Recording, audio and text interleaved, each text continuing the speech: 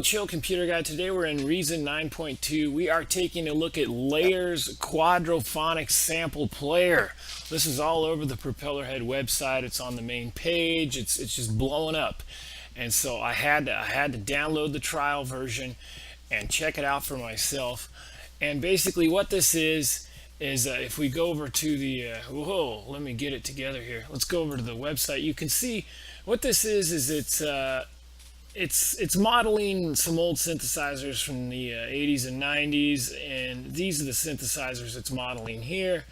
You got the Andromeda, the Roland Juno 60, the Jupiter 4, the Korg Monopoly, which is a rack extension 4, Korg MS-20, Korg Poly 800, the Moog Prodigy, or Moog, I'm sorry, a Waldorf Microwave. I think I have one of those in my basement.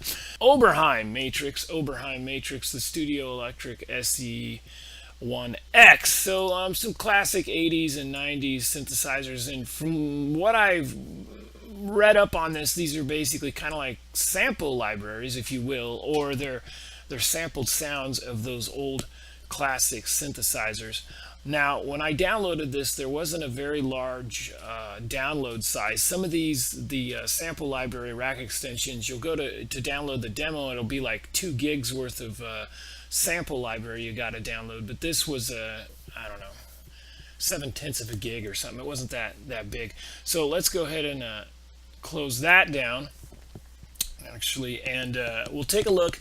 So basically what we have, this actually, when I was looking at this, it reminded me a lot of the WT4, which I reviewed last week, or maybe it was 2 weeks ago. It was a while ago, in the way that this is basically 4 modules. I'm going to call them oscillators. You can call them sound modules. You can call them sample players. You can call them whatever you want. But all 4 of them are exactly identical.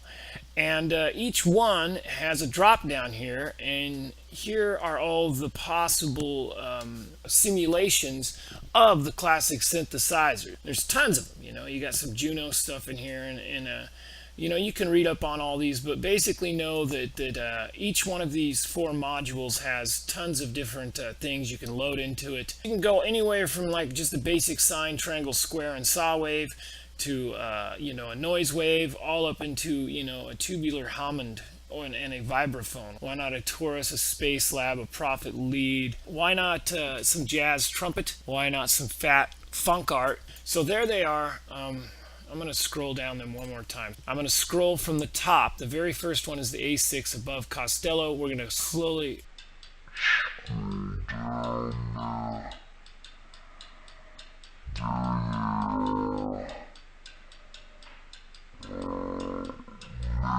please make a note of it. That's all the possible things you can load into this. I'm going to call it a sound module. And then the sound modules, the way they work is they work in a vertical fashion. In other words, all 4 of these are going to use this first pane when we go into the edit mode. In other words, we can control the semi and the fine, the pitch, the sample start, and the trigger delay, which we'll talk about in a minute. All those are related with the actual drop-down sound module. Next to that, you have a filter. Each of the 4 modules have a filter. The filter options are low pass 24, low pass 18, low pass 12, low pass 6, a band pass, a high pass. Those are your filter options there.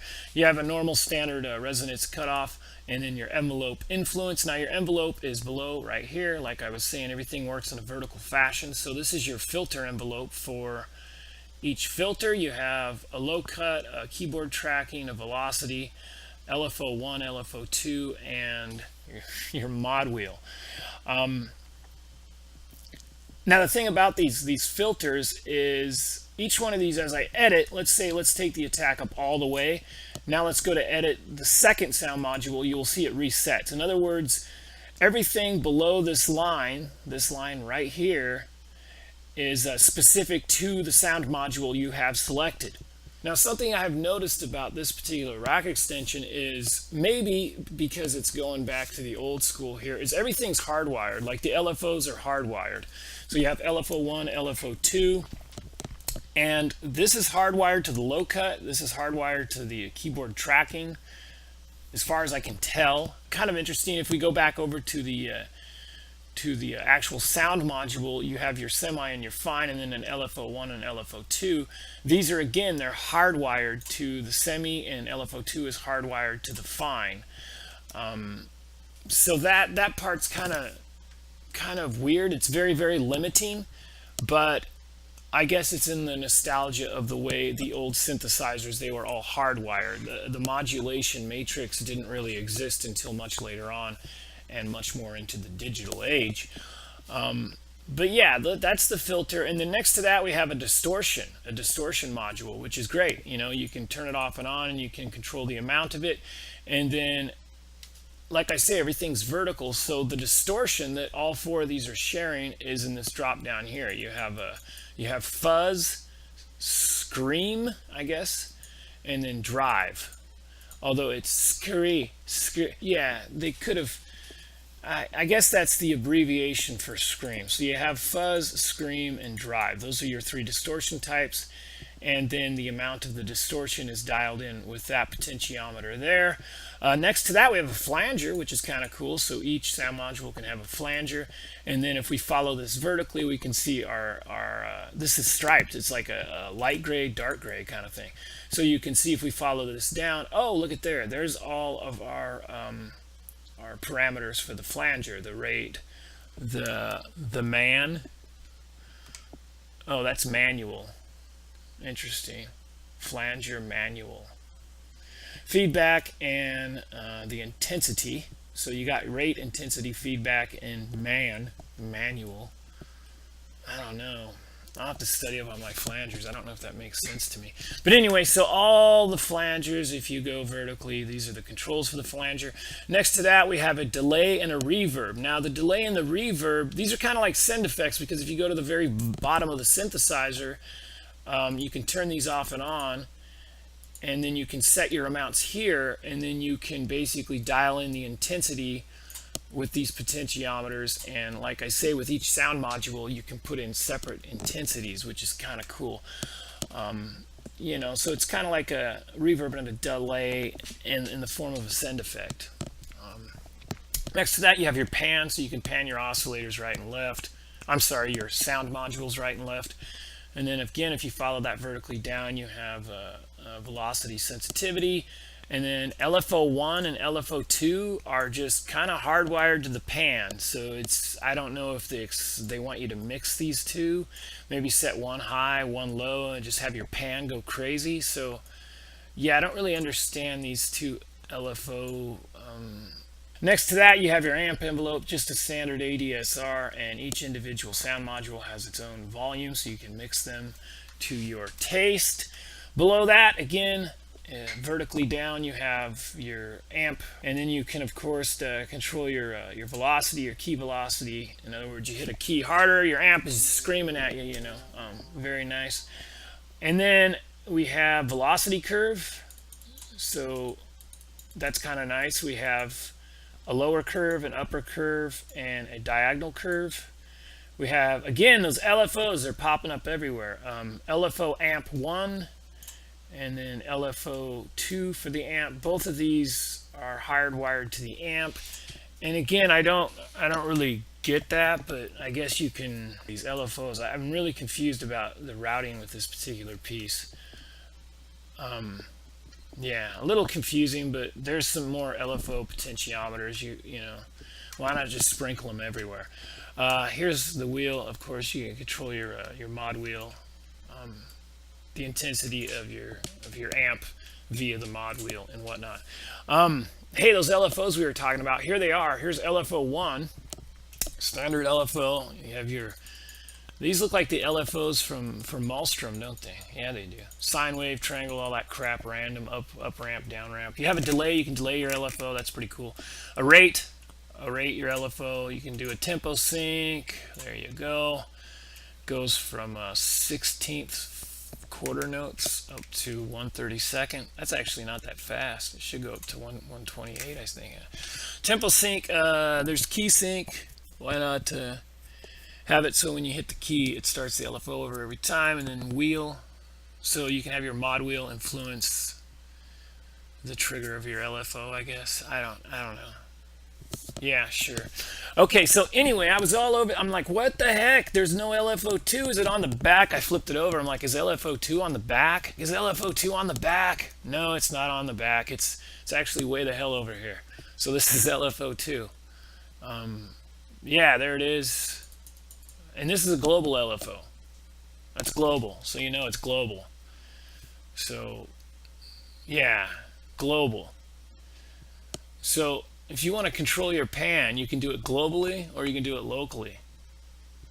There you go. That's useful. And then we have a compressor here, a one knob compressor. You got to have a one knob compressor. That's super important. You have a pitch and a mod wheel, a poly. Your modes, you got the four mono, the poly, four mono. Can you do mono times four modules? I don't really understand that. One of my favorite things about this is the sequencer. You got a little sequencer, so you can actually turn these on, and you can have each sound module do its own sequence, you know, which is kind of cool. And then you got to turn on trigger sequence. So I must say that my favorite part of this particular rack extension is the sequencer, because this to me is pretty neat, pretty unique. The fact that you can have four sound modules, each sequencing a separate thing, and then you can, you know, collectively create rhythms through four different sound modules. That's very exciting to me. It has a step sequence mode, and then you have a run, which when you hit the key, it will just trigger the sequence. Note lengths, you can control the note length. Interesting, 20, 40, 60, 99. The rate, 16th note, that's the highest it goes. So this quarter note, and then 8th note and 16th note. Those are your options. Those are basically your options. So that's pretty much it. And then we have a master volume up here. Very useful again. Like I say, my favorite part of this is the sequencer. The idea of sequencing each one of these sound modules into a rhythmic pattern, and creating like textures, super cool. I like that idea. As far as these modules, the only way you can either mute them and turn them off, or you can turn the volume down. There's no actual on button. I wish they'd get rid of these mute buttons and turn these into on buttons, because normally, like if I reset this, let's go ahead and reset the device here.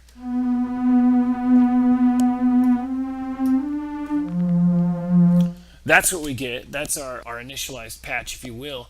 But you can see that's all four of them. There's a drop down. God, you can't get rid of the drop down though. Jesus fucking Christ. So I'm going to scroll through these real quick. Middle C right here. Something about this rack extension that I found right away. There's no live feedback. In other words, if I hold down on middle C and I change my octave, I have to let off the key and hit it again. There's no live feedback.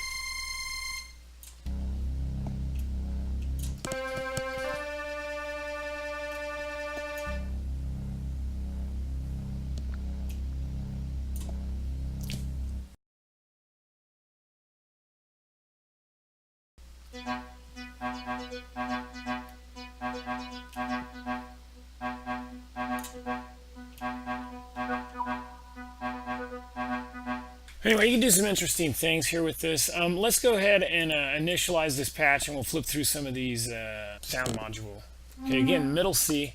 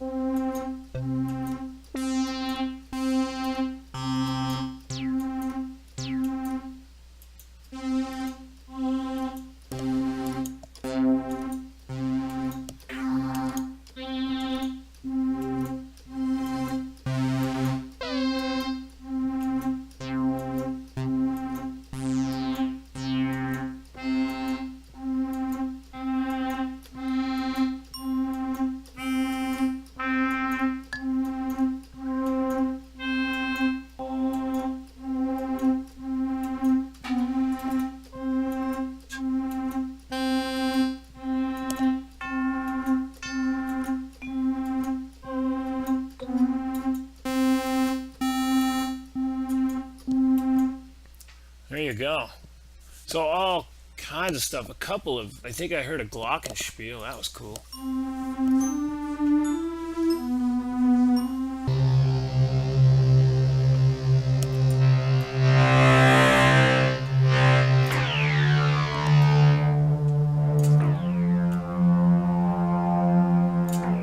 Pretty cool. Let's talk about the presets. Presets, we got, let's go ahead and scroll over here. We have bass, lead, poly, pads, texture, bass, or brass and wind, percussion, plucks, rhythmatic, effects, and combinators. Each one of these have about, I'd say about 20, 30, up to 50. Some of them have quite a few. Didn't say how many presets. I'm saying there's probably about 200 presets, maybe 250. And some combinators. Let's go ahead and load up a combinator, see what that's all about. Okay, so we have a nice combinator skin.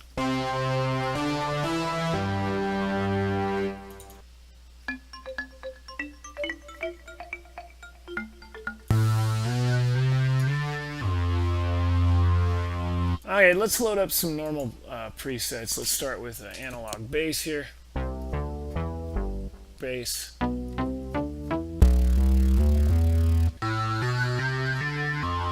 So some of these presets have, you just got to trigger the sequencer. Ugh. It's pretty dirty sounding bass. There's some leads.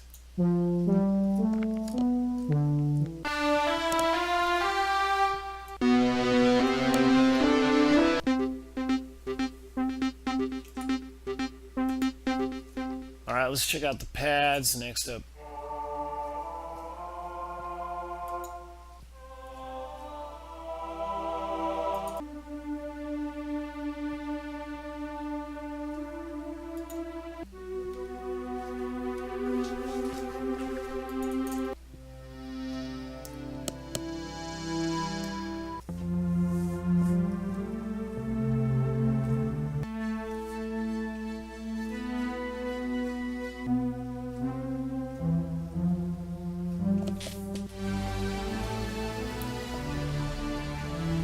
ugh.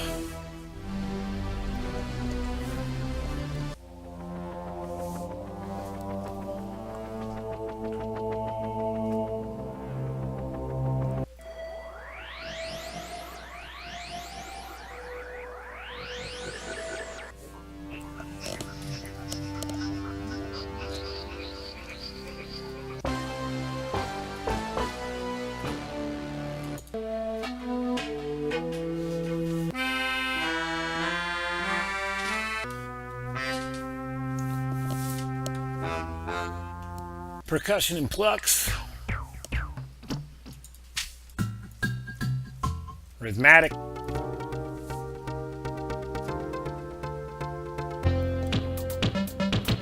Oh God.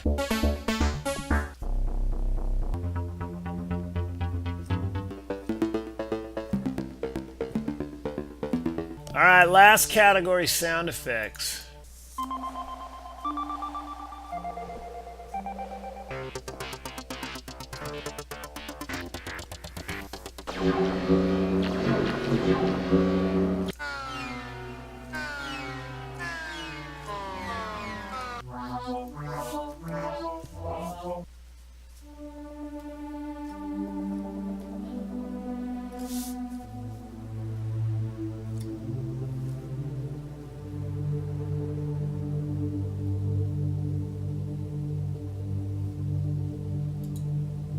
There we go. That's some presets there from Layer's Quadrosonic sample player.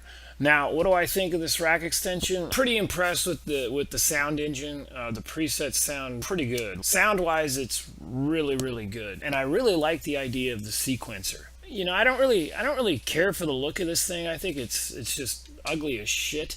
And as far as this random LFO routing, the routing's kind of annoying. The concept's really cool. I just wish it was, I guess, packaged different, and I definitely wish it was priced a little different. But that being said, I'm really impressed with the sound. I'm really impressed with, when I scroll through these, I'm very impressed with them. They sound really good, and there's a lot of possibilities there. The sound engine's pretty top notch. The presets are pretty good. They're pretty amazing. But like I say, as far as like the routing and the random LFOs and you know, it looks like a fucking toy. It looks like it should have a Fisher Price logo on it and this shit. You know, I don't know. I just want like a more.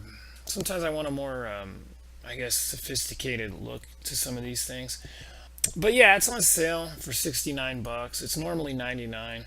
But I know what I'm gonna rate this. I'm gonna rate this at the price, at the $69 price tag, just because of the sound engine and the presets and just the sound of it. God, I want to go 4.0, but I'm gonna go ahead and yeah, I'm gonna go 4.0. I'm gonna rate it out of 5 stars, 4.0. I'm tempted to go 3.75, but I'm just really impressed by, mainly when I scroll down these and play them, I'm just very impressed by a lot of these sounds in here.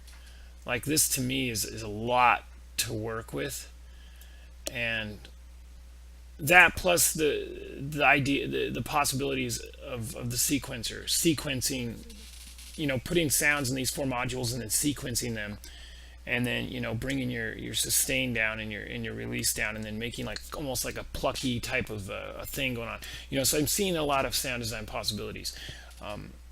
So for that reason, I'll give it 4.0 at the $69 price tag. Now after that, when it goes back up to the $99 price tag, I'm gonna have to drop it down to 3.25. That's my review of layers. It's all over the place. It's all over the Propellerhead website. It's layers, the Quadrosonic sample player, and yeah, really nice sounding synthesizer. Just a lot of really good sounds coming out of it, and I really like the little sequencer there. But then some of the routing and the look of the thing I don't really care for. So I'm going to give it a 4.0 at the $69 price tag and 3.25 stars at the $99 price tag, and that's out of 5 stars. So that's what I'm rating it. That's how I feel. If you haven't already, please subscribe, give a thumbs up, comment. Let me know what you think of the layers. If you've downloaded the free trial, let me know what you think of it. And also leave in the comments any rack extension you'd like me to review. I can do that for you. Not a problem, as long as I haven't already blown my 30-day trial. We'll see you guys with another rack extension review. We'll see you guys next week.